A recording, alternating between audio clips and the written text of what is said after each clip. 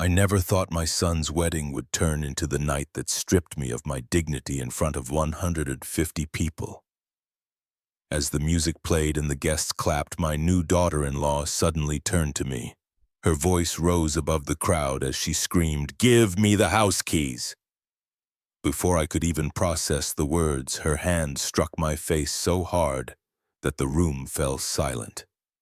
The sting on my cheek was nothing compared to the sting in my heart. My own son stood frozen, his eyes fixed on the floor while his bride humiliated me in front of everyone we knew. But what no one realized in that moment was that I had been carrying a secret far heavier than her arrogance. I walked out of that ballroom not defeated but determined. In the cool night air, I dialed the only man I trusted, my financial advisor. For years, he had protected truths about my life that even my son didn't know. 30 minutes later, he appeared at the door, a folder tucked under his arm. When the papers inside were revealed, the smiles, the laughter, and the celebration collapsed into chaos. What could be in those documents that turned a wedding into a battlefield? And how could a single folder change everything they thought they knew about me? My name is Richard Hughes. I am 68 years old, a retired accountant who still spends part of his days tending to my small garden and reading the financial pages of the local paper. I live in a modest apartment on the west side of Los Angeles, and I have learned to carry myself quietly without calling much attention. At least that was my life before the night my son's wedding turned into a spectacle that still echoes in my mind like the crash of glass against a ballroom floor. The ballroom itself was grand, glittering with chandeliers that seemed to float above us like stone. It was the kind of place my son Ethan's bride Juliet had always dreamed of, all ivory tablecloths and champagne flutes lined up in perfect symmetry. The air smelled of roses and perfume, and guests in their finest suits and gowns laughed, toasted, and took endless photographs. I sat at a round table near the dance floor, quietly proud that Ethan was beginning this new chapter of life. I told myself to be grateful even if Juliet had never once hidden her disdain for me. It happened suddenly with no warning. One moment the music swelled and the photographer urged the crowd to smile, and the next, Juliet spun toward me, her voice rising above the orchestra. "Give me the house keys!" She shouted, words slicing through the air like a blade. For an instant, no one seemed to understand what had been said, but then her eyes fixed on me with a venom that needed no translation. Every guest turned their head at once, and I felt 150 stares burning into my skin. I froze, not because I didn't understand her demand, but because of the audacity of it. My apartment, my home, was the last refuge of memories of my late wife. It was not a gift to be handed over like a wedding favor. Before I could even form a reply, she crossed the distance between us. Her hand rose high, glittering with rings, and then it came crashing down against my face. The sound echoed like a whip crack. My glasses flew from my nose, skidding across the polished marble floor. The entire ballroom went silent, as though every breath had been snatched away. The sting on my cheek was sharp, but it was nothing compared to the hollow ache that spread across my chest. I bent slowly, trembling, to gather the broken pieces of my glasses.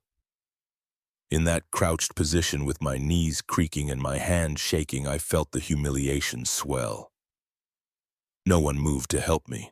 I could hear whispers ripple through the crowd, little gasps and murmurs, but not a single guest reached down. Even more painful was the sight of my son, Ethan. He stood only a few feet away, tall and handsome in his tuxedo, but his eyes dropped to the floor.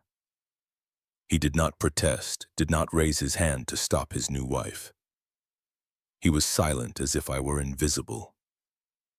Juliet smoothed the front of her gown with the satisfaction of someone who had just won a battle. "A man your age doesn't need so much space," she said, her words clear enough for everyone to hear. "Ethan and I deserve a home. We're starting a family. You're not welcome anymore." Her voice dripped with entitlement, as though my years of work, my sacrifices, even my blood ties meant nothing. Around us, some guests looked away in discomfort. Others leaned toward each other, whispering. But the weight of silence pressed hardest because silence is its own kind of judgment. I straightened slowly, the broken glasses in my hand, my cheeks still hot.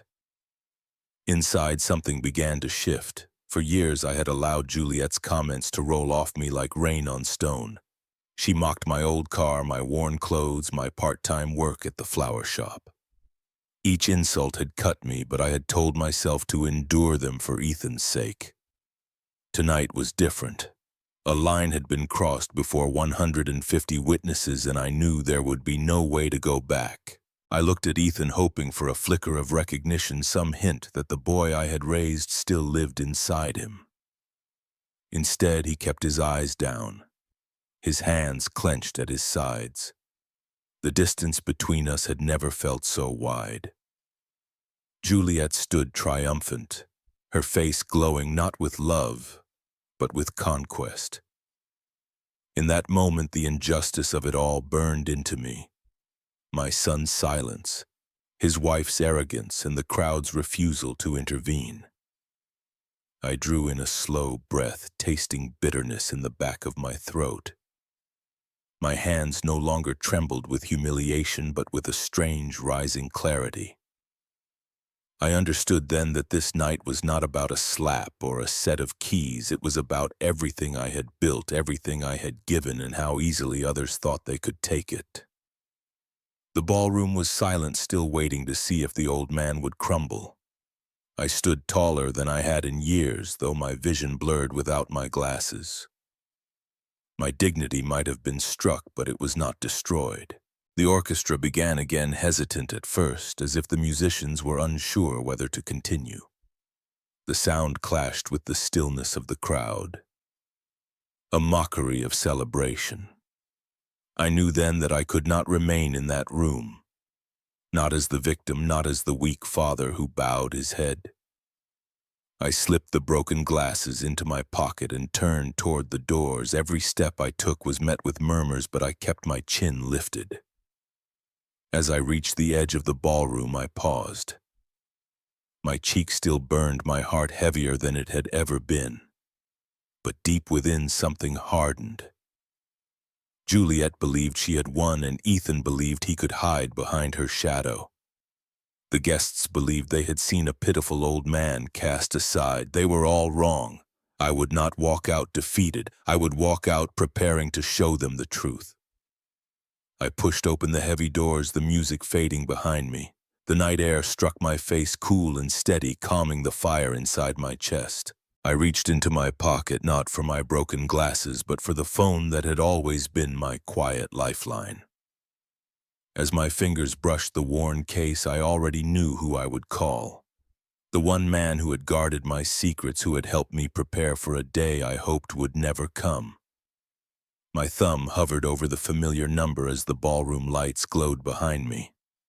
They thought the old man had been humiliated. What they did not know was that the story of this night was only beginning. The ballroom doors closed behind me, and for the first time in hours I could breathe without the weight of 150 eyes pressing down on me.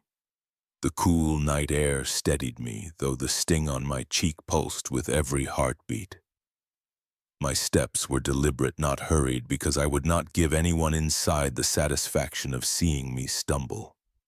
They believed I had been cast aside, but the truth was I was gathering myself for something far greater than humiliation.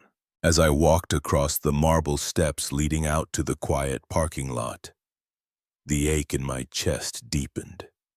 It was not the slap that cut the deepest. It was the image of my son standing mute, refusing to lift his head to defend me.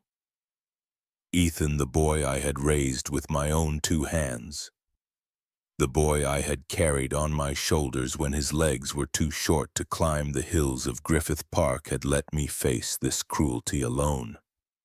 That betrayal pressed harder than Juliet's hand across my face. It was the betrayal of blood, and that is a wound not easily mended. I stopped near the row of cars, the ballroom lights spilling faintly across the pavement, and drew out my phone. The metal felt cold in my palm, but my mind was sharper than it had been in years. I scrolled to a number I rarely dialed but always kept ready. David Miller, my financial advisor, my confidant, the only man who had stood beside me since Robert passed away. He was not family by blood, but he had become family by loyalty, and loyalty mattered more than titles. The phone rang only once before his voice came through, calm but alert. "Richard, is everything all right?" My throat tightened as I answered, my words low but firm. "No, David. It's time. Bring the papers. All of them. I need you at the ballroom tonight." There was a pause, and then his tone shifted, carrying a weight of understanding. "Are you certain? Once this begins, there's no turning back." I closed my eyes, picturing Juliet's smirk, Ethan's downcast eyes, the silence of the crowd. My hand trembled, but not from fear. "David, bring the papers. It's time." I ended the call and stood still in the quiet lot, the distant hum of traffic mixing with faint music leaking from the ballroom windows. My pulse quickened, not with shame but with resolve. For years I had hidden behind modest clothes, an old car, a small life. I had let them believe I was powerless. Tonight their greed had unmasked itself in the most public way, and tonight I would unmask the truth in return. I thought of the folder David kept locked away in his office documents I had prayed I would never need to reveal. Titles, deeds, bank records, proof of every quiet sacrifice I had made while Ethan and Juliet squandered and schemed.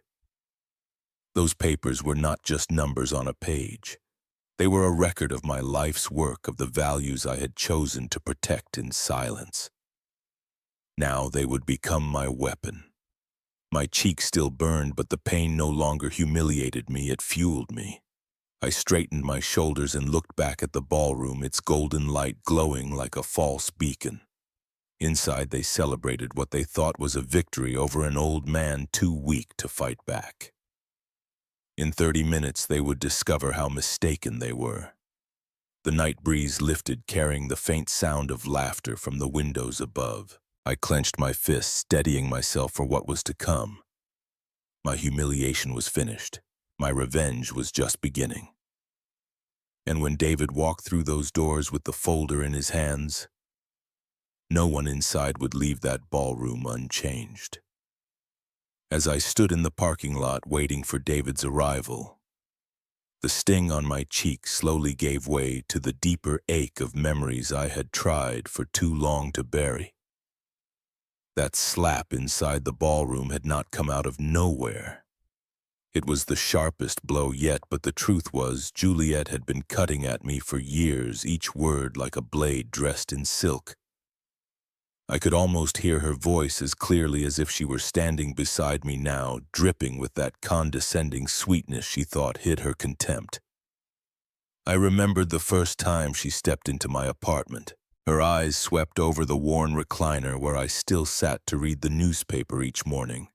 The scuffed table that had held countless family dinners, the curtains my late wife had chosen decades earlier. She gave a tight smile and whispered to Ethan, though loud enough for me to hear, "This is where your father lives." That single sentence was more piercing than any insult shouted outright. She wanted me to know I had been weighed and found wanting. It did not stop there. At Sunday dinners, she would glance at my jacket, its elbows slightly frayed, and ask in that sing-sing tone, "Richard, don't you own anything more up to date?" Her words danced like polite conversation, but each one landed like a dart. Another time, after watching me drive away in my 10-year-old sedan, she sighed dramatically and told Ethan, "That car is dangerous for a man his age. What if it breaks down? He could be stranded." She dressed her ridicule as concern, and my son, blinded by her smile, nodded along like a willing pupil. The most bitter moments were the conversations about my home. Juliet never let them rest. At your age, you don't need such a big place, she told me once, her hand resting casually on Ethan's arm as though sealing his agreement. Think of how much easier it would be for everyone if you moved into something smaller. The word everyone carried the weight of her true meaning, herself, her ambitions, her hunger for what I had worked for all my life. Ethan repeated the same line not long after, his tone eerily identical to hers. Dad, maybe she's right. The apartment is too much for you now. I looked at him, stunned at how little of his own voice remained. It became clear with each repetition that this was not simply Juliet's opinion. It was a campaign carefully orchestrated, rehearsed until even my own son sounded like her echo. They wanted me to feel as though giving up my home was logical, inevitable, even generous. They wanted me to believe I was selfish for holding on to the last place that carried my wife's memory. I realized then that these were not casual remarks or careless slips of the tongue. They were pressure points sharpened over months, designed to break me down quietly until I surrendered. That night in the cold air outside the ballroom, I finally admitted to myself what I had refused to face. I was not the victim of a young woman's arrogance or a son's weakness. I was the target of a plan, one that fed on my age, my grief, and my love for family. Juliet had studied me well, had turned Ethan into her instrument, and together they thought they could corner me into giving away everything I had left. The slap at the wedding was not the beginning of cruelty, but the culmination of it, the moment when patience gave way to open demand. I clenched my fist, feeling the tremor of both rage and resolve. The words, "At your age, you don't need such a big place," echoed in my head. Not as a suggestion, but as a threat. They had believed I would bend, that I would hand over my keys quietly to keep the peace. Instead, their persistence had lit a fire I could no longer extinguish. I lifted my gaze toward the road headlights flickering in the distance. Soon David would arrive with the folder that held more power than Juliet could imagine.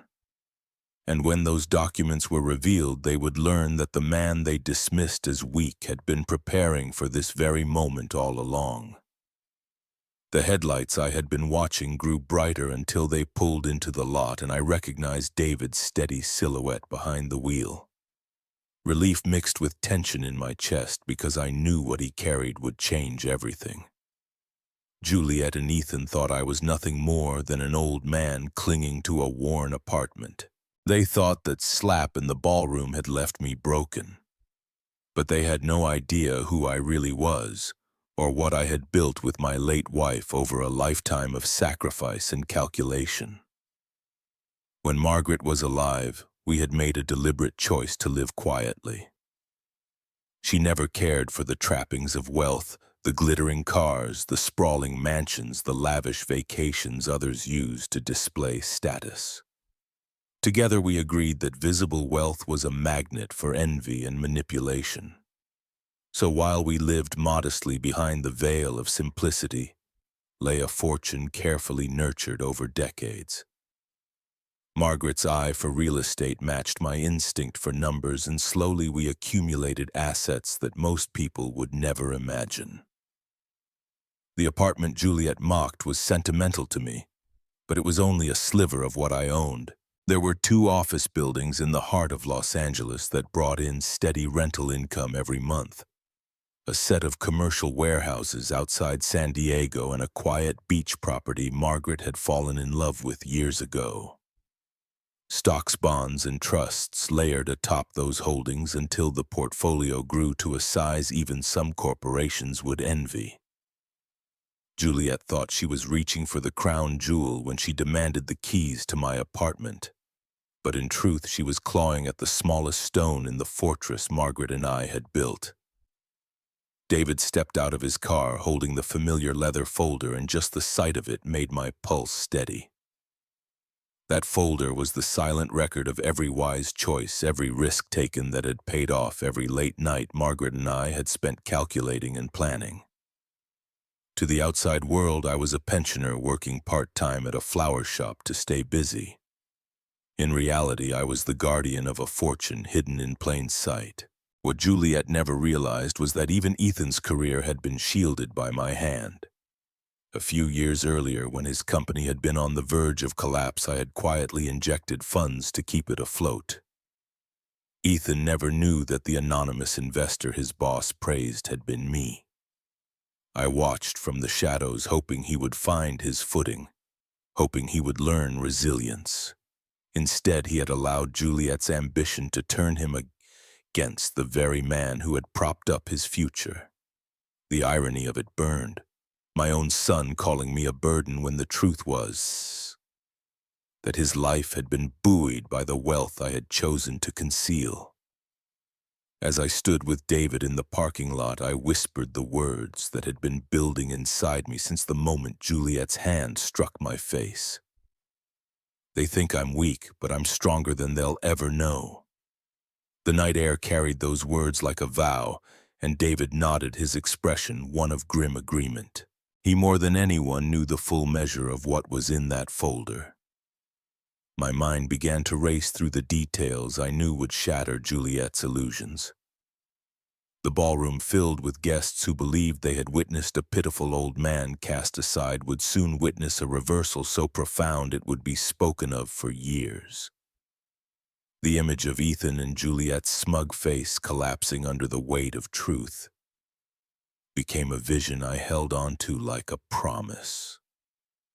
I tightened my grip on the folder David handed me, the leather warm against my palm. Inside lay proof that I was not the man Juliet thought she could humiliate into surrender. Inside lay the history of a life lived not in poverty but in power disguised as humility. And inside lay the means to turn their perfect celebration into the beginning of their downfall. I took one last look at the glowing windows of the ballroom.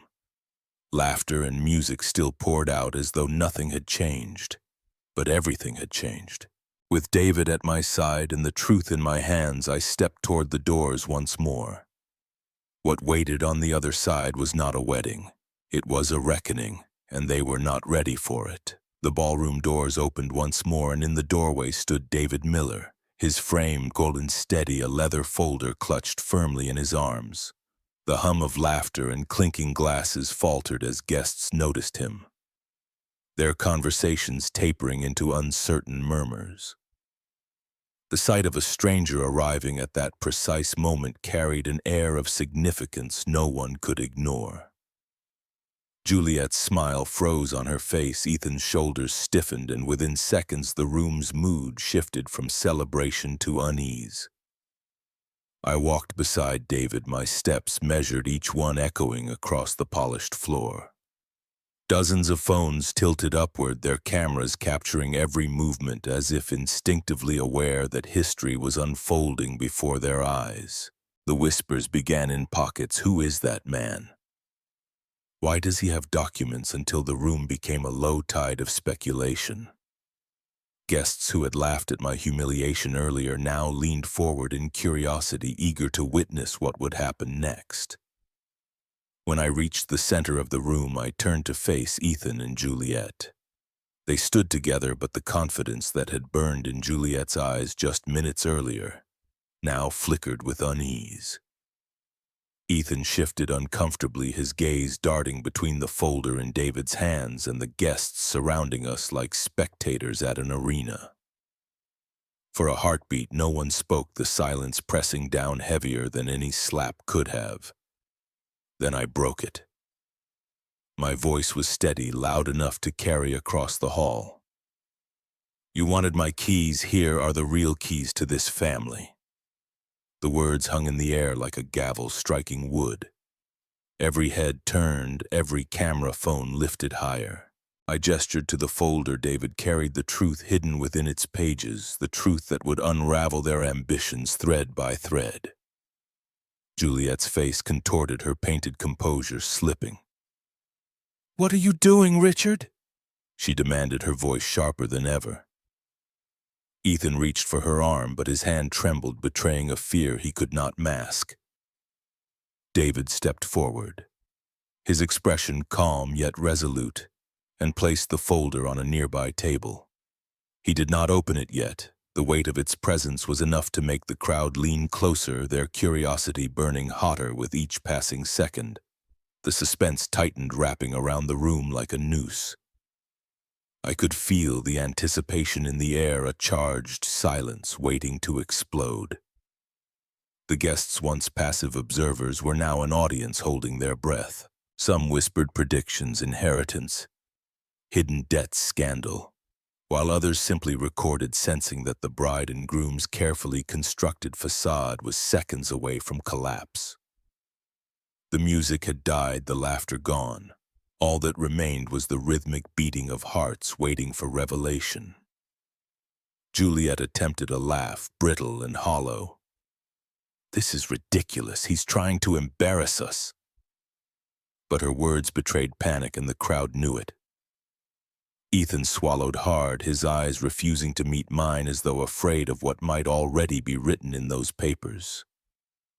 I let the silence linger before speaking again, each word slow and deliberate. "All my life I have chosen humility over display. Tonight you mistook that humility for weakness. But weakness has never been my burden." I paused, letting the words sink in, watching as Juliet's bravado crumbled. For the first time, Ethan looked not at me, but at the folder, as though bracing for a truth too heavy to bear. David's hand rested on the cover of the folder, his gaze sweeping the ballroom with the authority of a man who knew exactly what he carried. The tension had reached a peak, every eye locked on him, every phone capturing the moment. With a single motion, he prepared to open it, and as the first edge of paper appeared beneath the leather, the crowd collectively leaned forward, their whispers cutting into gasps. What lay inside would not just expose Juliet's greed or Ethan's betrayal. It would tear apart the illusion they had spun and show everyone in that room who truly held the power. The moment had arrived, and yet I knew this was only the beginning. The truth was about to step into the light, and when it did, nothing, not even the bonds of blood, would ever be the same again. David's hand lingered on the folder for a moment before he pulled out the first stacks of papers. The rustle of documents was louder than the music had been minutes before. "Ladies and gentlemen," he began, his voice calm but firm, "I have been Mr. Hughes's financial advisor for over 20 years. Tonight I have been asked to share truths that will shed light on what you have all just witnessed." His tone was professional, but the weight of his words dropped into the ballroom like a stone into still water. Conversations hushed instantly, every head turning, every phone raised higher. He lifted the first page and read aloud, "Ethan Hughes and Juliet Dawson currently hold more than $120,000 in unpaid credit card debt, in addition to 3 months of overdue rent and multiple delinquent car payments."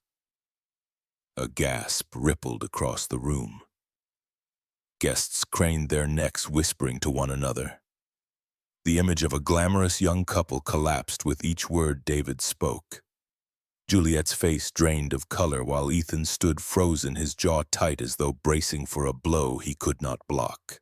David placed the first page down and took out another. "For the past 3 years, Richard Hughes has been transferring $4,500 each month into accounts linked to his son. These payments covered rent, vehicles, credit cards, and personal expenses. Without his support, Ethan and Juliet's lifestyle would have collapsed long ago." I watched Juliet clutch Ethan's arm, her knuckles white as murmurs turned into sharp-edged commentary. The same relatives who had once pitied me now eyed the couple with open disdain. I stepped forward, my voice cutting through the noise. "For 3 years I carried your debts while you plotted against me." My words thundered in the hall, and the crowd erupted. Some shook their heads in disgust. Others whispered furiously into their phones, no doubt broadcasting this revelation to the world beyond the ballroom walls. Ethan tried to speak, but no sound came.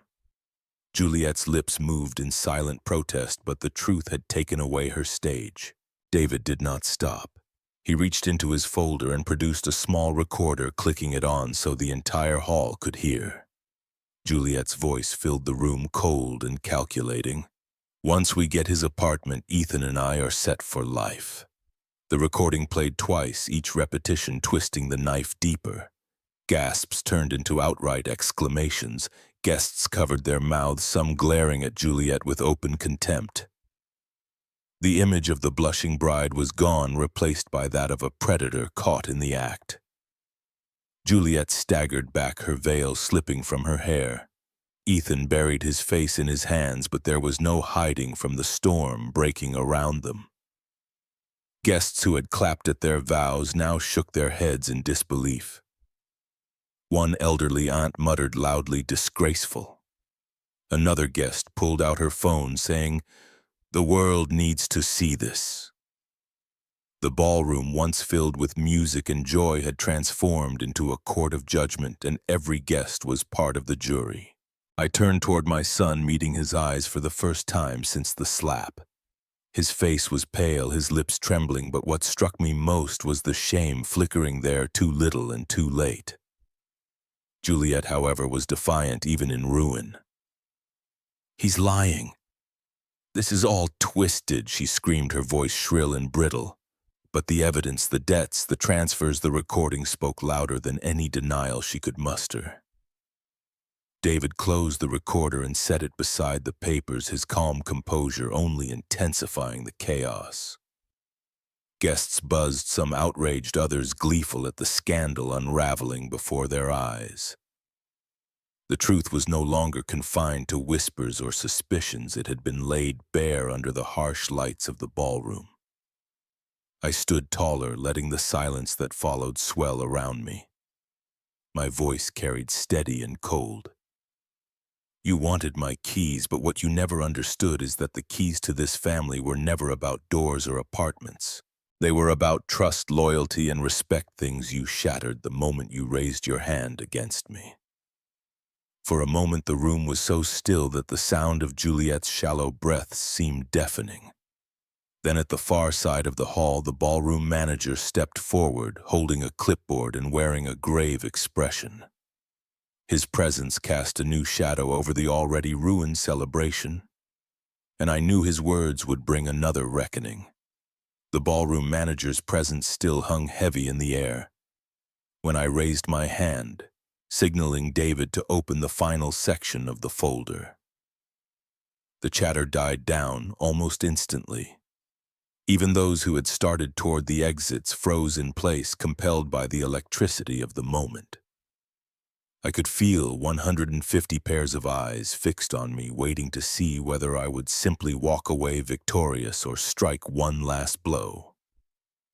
They would not have to wait long. David drew out a thick envelope embossed with my attorney's seal. He handed it to me and I held it up for all to see. "This," I said, my voice cutting clean through the tension, "is my last will and testament, updated 2 months ago. Tonight you will all hear exactly where my estate stands." I paused deliberately, watching Juliet's smug mask slip completely into dread, and Ethan's face pale as though every drop of blood had been drained from him. With slow precision, David unfolded the document and began to read. The estate of Richard Hughes, including but not limited to all investment accounts totaling $5.4 million, the downtown office building currently yielding monthly rental income, and the coastal property acquired as an investment shall no longer be designated to Ethan Hughes. A chorus of gasps broke across the hall. Guests exchanged shocked glances, some mouthing numbers to one another as if trying to comprehend the scale of what was being stripped away. Juliet's voice cracked the sense. "No, that can't be real. He wouldn't do that. He can't." Her hysteria bounced off the walls, but David ignored her protests, his eyes fixed on the text before him. He turned to the next line. Instead, to ensure clarity of intent and to remove all legal dispute, the will specifically states, "To my son I leave $1 and nothing more." The words landed like a thunderclap. Some guests gasped aloud, others clapped hands to their mouths. Phones captured every reaction from Juliet's scream to Ethan's staggering step backward as though struck by an invisible blow. I felt the strength of years of humiliation and silence channel into that single moment. Looking directly at my son, I repeated it, each word deliberate and final. To my son, I leave $1 and nothing more. Ethan's mouth opened and closed like a drowning man grasping for air. Dad, you can't mean that. You raised me. This isn't fair. His voice cracked high and desperate. Juliet clutched his arm, shaking her head violently, her mascara streaking down her cheeks as she wailed, "All those years we counted on this, you owe us." Her words twisted through the air like venom, and the guests recoiled, horrified at her brazen entitlement. The room erupted into heated whispers. "Only $1," someone muttered. "That's brutal," another voice countered. "It's justice." She slapped him and the boy stood silent. They had this coming. The ballroom had become a court of public opinion, and Juliet and Ethan were losing by the second. Ethan stumbled toward me, his tie askew, his voice trembling. "Please, Dad, you don't understand. We were just under pressure trying to build a future. You can't erase me from yours." I met his eyes, seeing the reflection of a boy I once carried on my shoulders. A boy who had vanished long ago. "You erased yourself, Ethan, when you chose greed over family. When you chose silence over standing beside me." My words cut deeper than any paper could. Juliet collapsed into a chair, her sobs shaking her frame, while Ethan stood paralyzed, hands trembling at his sides. For the first time all evening, they looked stripped of all pretense, exposed before family and strangers alike as manipulators undone by their own ambition. The guests buzzed louder, some recording, others shaking their heads in disbelief. The spectacle had grown beyond humiliation. It had become legend, a story that would travel far beyond those walls. And yet I knew the night wasn't over. David closed the will and glanced at me.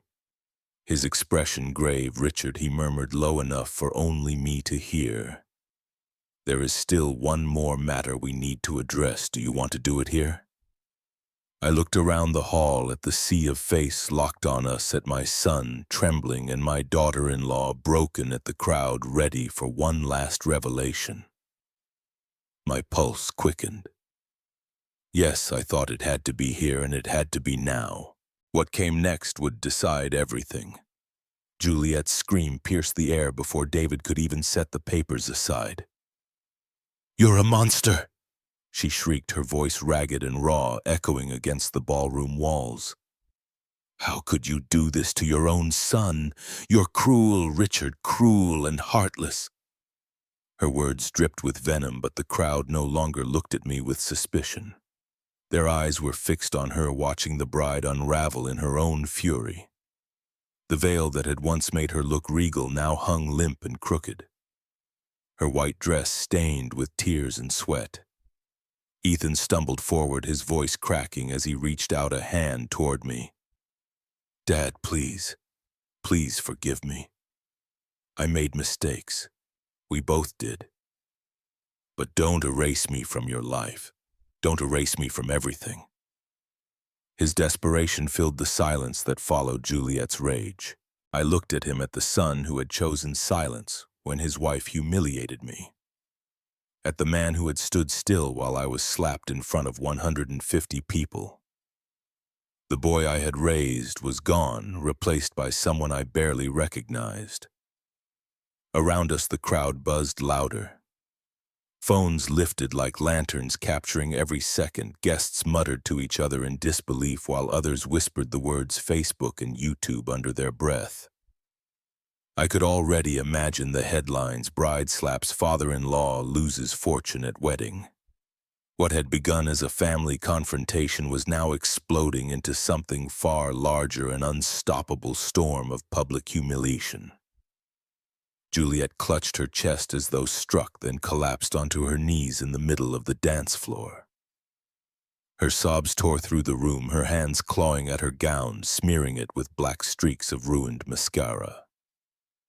"You've destroyed us!" she howled, her voice cracking.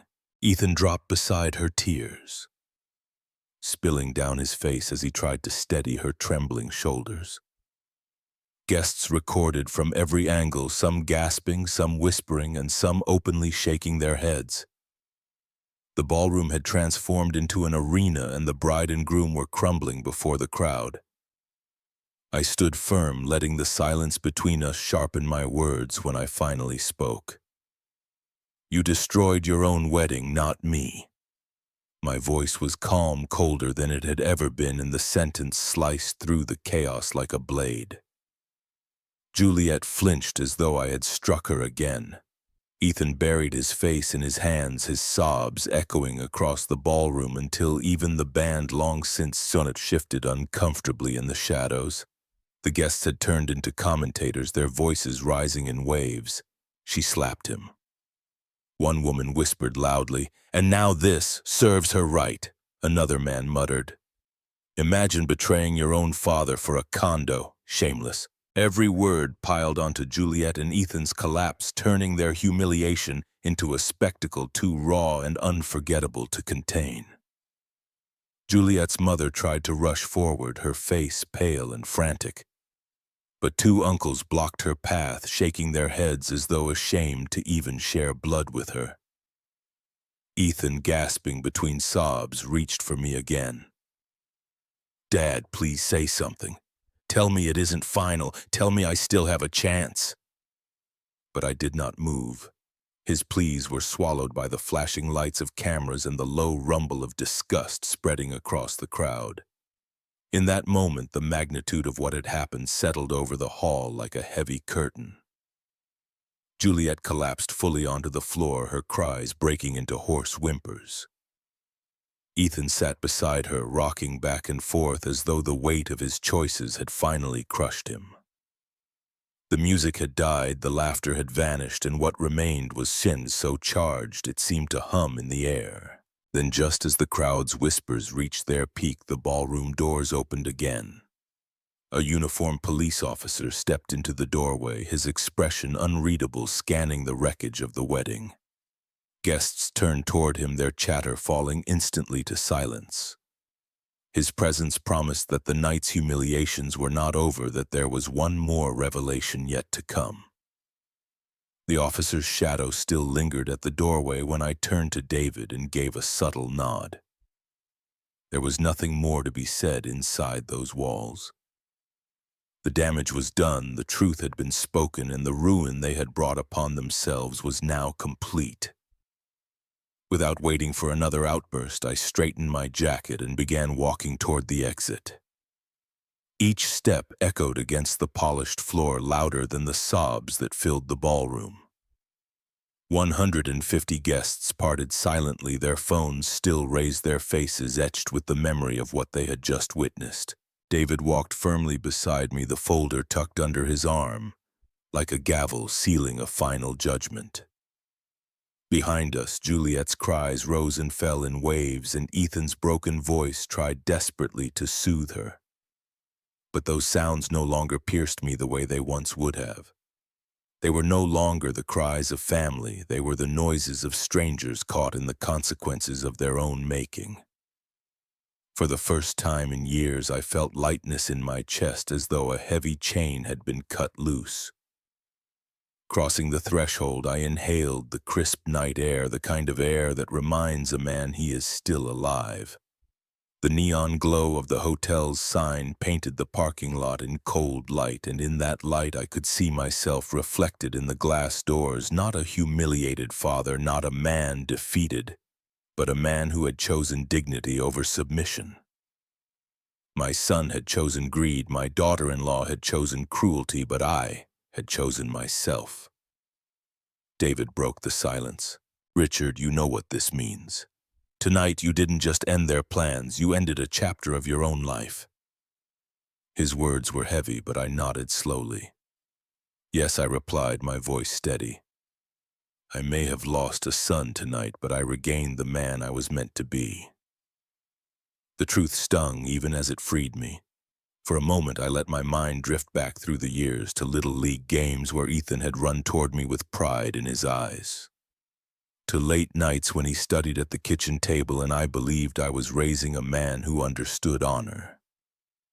Those memories cut deep now, but they also reminded me of what had been lost long before Juliet's hand ever struck my face. Perhaps the boy I loved had disappeared long ago, buried under ambition and lies. We reached my car and I stopped before opening the door. Looking back at the glowing ballroom windows, I could still see silhouettes moving frantically inside. The celebration had collapsed into chaos, yet I felt no triumph, only certainty. Some wars are not won with cheers, but with silence and the courage to walk away. I placed my hand on the cool metal of the door and whispered to myself, "Respect cannot be demanded. It must be earned." The words settled into me like stone, immovable and true. David watched me quietly, his expression one of solemn respect. "So what now?" he asked softly, his question hanging in the night air. I glanced at the folder under his arm, then at the sky above where clouds shifted restlessly under the moonlight.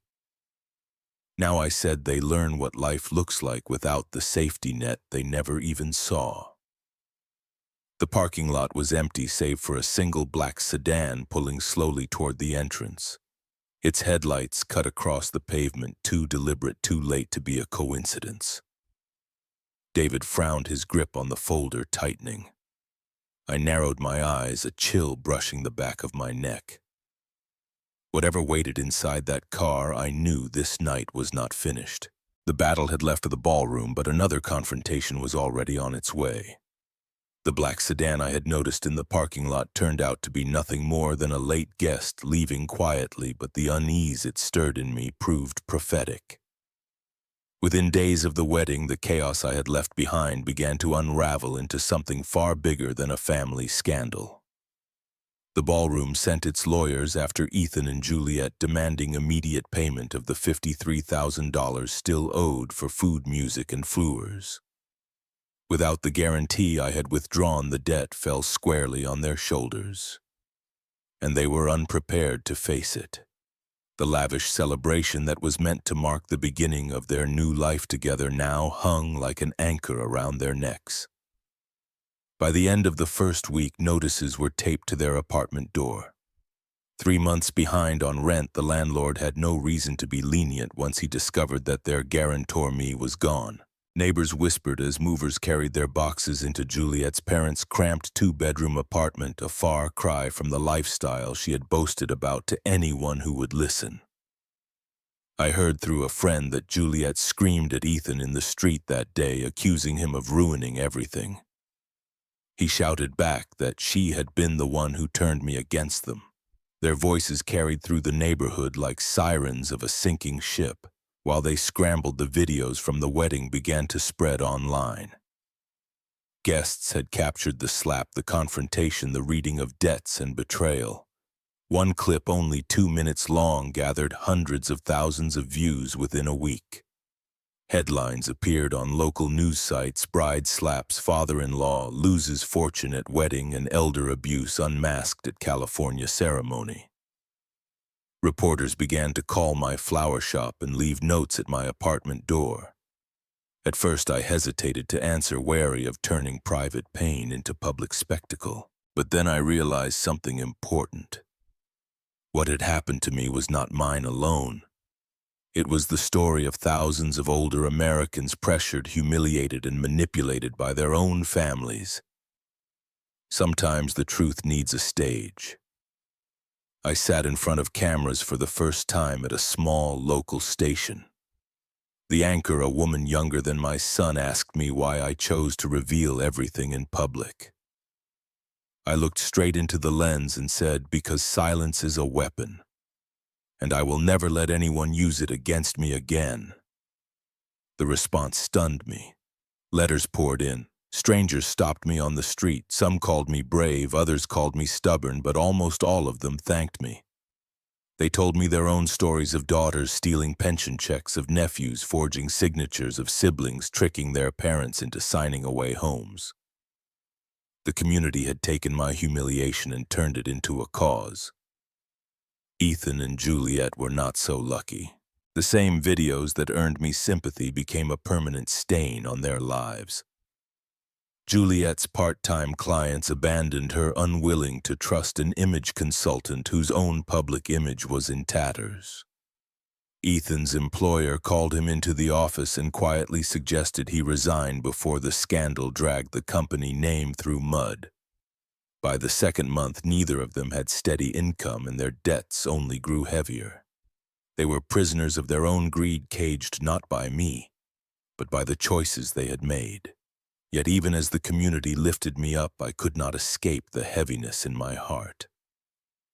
Late at night, I thought of the boy Ethan once was, the son who used to run into my arms after Little League practice.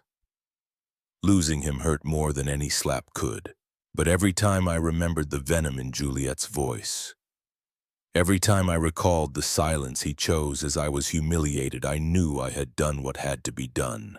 The day the local newspaper published a front-page story about me, complete with a photo of me standing outside my modest apartment, I realized the stage had grown larger than I had ever imagined.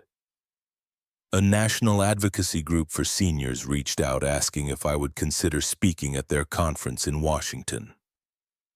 I closed the letter and sat quietly for a long time. I had set out to reclaim my dignity. Now I was being asked to lend that dignity to others. As I prepared to answer, another envelope arrived, this one from a law firm representing Juliet's parents. The letter accused me of defamation, claiming my revelations had destroyed their daughter's reputation. I held it in my hands, feeling the weight of yet another battle forming. The war had left the ballroom, spread through the streets, and now it was knocking at my door again. The envelope from Juliet's parents' attorneys had only been the beginning. Weeks later, I found myself standing inside the Superior Court of California, my name printed boldly on the docket. Juliet and her family had escalated their vengeance, filing a lawsuit that accused me of diminished capacity. According to them, I was no longer of sound mind and therefore unfit to control my finances or properties. They sought to have me declared legally incompetent, a maneuver that would have placed every dollar, every deed, every piece of my life in their hands. I should have been furious, but what I felt most in that moment was a cold clarity. They had chosen the battlefield, and I was ready to meet them there. The courtroom buzzed with whispers the morning the case began. Juliet sat beside Ethan at the plaintiff's table, her parents flanking them like generals preparing for war. They wore expressions of smug certainty, as though the outcome had already been written. On their table lay a stack of documents they claimed were medical reports stamped and signed, allegedly proving that I suffered from early-stage dementia. I caught a glimpse of one page as their attorney dramatically waved it toward the judge. The words were carefully chosen to paint me as unstable, forgetful, incapable of managing complex decisions. It was a cruel fiction, and they wore their confidence like armor. David sat at my side, calm but alert, his briefcase resting between us. On my other side, my attorney, a sharp woman named Linda, leaned forward with the poise of someone who had dismantled false narratives before. When the plaintiff's lawyer declared that my testimony should be disregarded because I was too old to distinguish reality from fantasy, I clenched my jaw, but Linda gently placed her hand on my arm, a silent reminder to let the truth do the fighting. The first hours were brutal. Juliet's family paraded their fabricated evidence, pointing to pages that supposedly documented my confusion during daily life. Ethan's voice broke as he testified that I often repeated myself, forgot important details, and made rash financial decisions.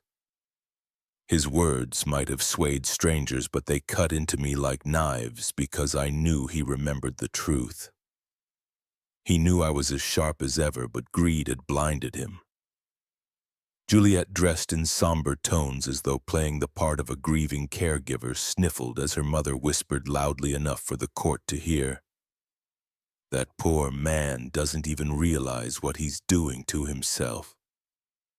When it was our turn, Linda rose with calm authority. "Your Honor," she said, her voice clear and steady, "the plaintiffs have relied on documents we intend to prove are forgeries. We will present verifiable medical reports from accredited physicians who have examined Mr. Richard Hughes extensively within the last 6 months. She gestured toward David, who opened his briefcase and produced sealed envelopes. Inside were records from Dr. Hernandez, my longtime physician, complete with test results confirming my cognitive health was well above average for a man of my age. The judge's eyes narrowed as he compared the 2 sets of documents. Linda didn't stop there. She called Dr. Hernandez to the stand. With precise, unshakable testimony, he explained that I had no signs of dementia or diminished capacity. In fact, he said firmly, Mr. Hughes demonstrates exceptional clarity of memory and judgment. His health profile is more consistent with a man 10 years younger. The weight of those words crushed the plaintiff's narrative. I watched Juliet's confidence falter, her hands gripping the edge of the table until her knuckles turned white. But Linda had saved the sharpest blade for last. From a recording David had obtained, Juliet's own voice echoed through the courtroom speakers. "Once we get his apartment, Ethan and I are set for life." The silence that followed was suffocating. The judge's gaze shifted from Juliet to Ethan, then back to me, as if the entire scheme had crystallized in his mind. When the verdict came, it was delivered with a calm finality that rang louder than any gavel strike. "This court finds Mr. Hughes fully competent to manage his affairs. The claims of incapacity are unfounded and malicious. The petition is denied in full." Gasps rippled through the room. Juliet burst into tears, Ethan stared at the floor, and her parents muttered furiously to their attorney. I sat straighter than I had in years. My dignity restored not by wealth or power, but by truth. As we left the courtroom, reporters swarmed, shouting questions. I paused on the steps and spoke just once, my voice carrying over the noise. "The court doesn't judge by age. It judges by truth." The cameras flashed, capturing not just my words, but the quiet satisfaction that came with them. Yet even as I walked down those marble steps, I knew the war wasn't finished. A storm was gathering, and Juliet's tears in that courtroom were not the end. They were only the beginning of her next desperate move. The courthouse battle had ended, but the ripples of that verdict stretched far beyond its marble walls. In the months that followed, my name appeared in newspapers and on television, not just as a man who had stood up for himself, but as a symbol for countless seniors who had endured silent humiliation at the hands of their own families. It was a strange mantle to carry, one I never expected when I walked into my son's wedding that night, yet it gave purpose to the pain I had borne. With David's guidance, I took the settlement money I had once earmarked for Ethan's future and used it to establish the Hughes Foundation, dedicated to protecting older Americans from financial exploitation and psychological abuse. The foundation quickly became more than an institution. It became a refuge. Letters began arriving in stacks, written in trembling handwriting from men and women who had been threatened, coerced, or cast aside. Some told me they had been pressured to sign over homes. Others confessed to having their savings drained by children they had once trusted. Each story mirrored my own in some way, and every thank you note reminded me that no suffering is wasted if it can light the way for another. Running the foundation did not erase the ache of losing Ethan. There were days when I caught myself reaching for the phone, ready to call him, ready to pretend the rupture had never happened. But then I would remember the slap, the silence of my son as his wife screamed for my keys, the courtroom lies about my sanity. Love can endure much, but respect must be reciprocal. Without it, even blood turns cold. That knowledge brought sorrow, but also clarity. One evening, I sat on my porch with the sun setting over the Pacific, sifting through letters that volunteers had sorted for me. A widow from Nevada wrote, "I thought I was alone until I saw your story. You gave me courage to take my daughter to court and win back my home." Another came from a retired veteran in Texas. "For years, I stayed quiet while my son drained my pension.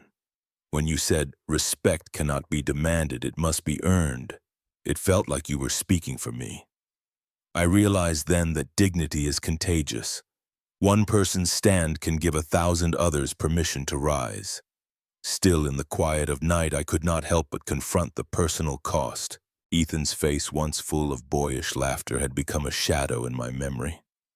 I missed him, yet I could not rescue him from the consequences of his choices. Perhaps one day, if he truly changes, we might share a meal again.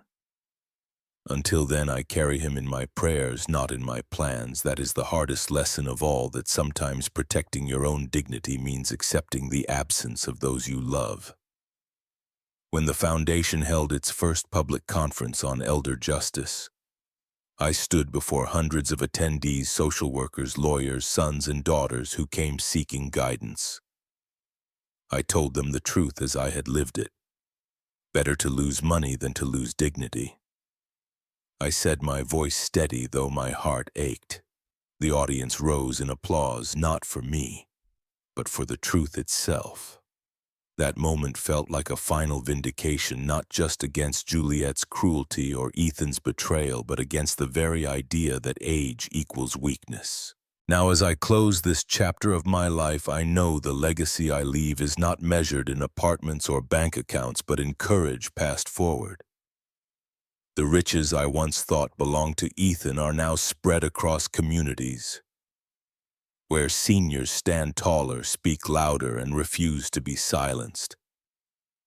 I lost a son, but I gained a cause, and perhaps that is the balance life intended. To those who hear my story, I leave one final question. What would you choose, family at any cost or dignity above all? When I look back on everything I know, one truth: silence only feeds abuse, but courage changes lives. If my story moved you, don't just watch, be part of this fight. Subscribe to the channel, share your thoughts, and tell me what you would have done in my place. Was I right to protect my dignity at the cost of my son, or should blood ties always come first? Your voice matters. Let's talk about it.